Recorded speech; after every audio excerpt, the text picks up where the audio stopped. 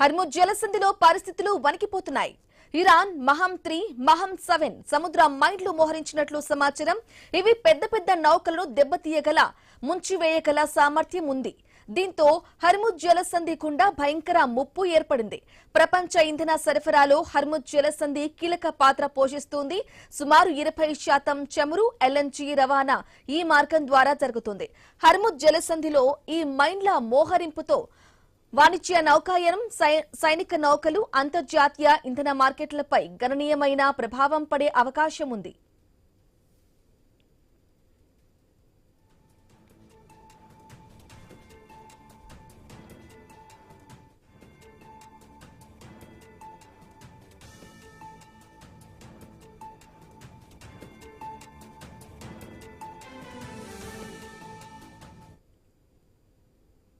quantum computing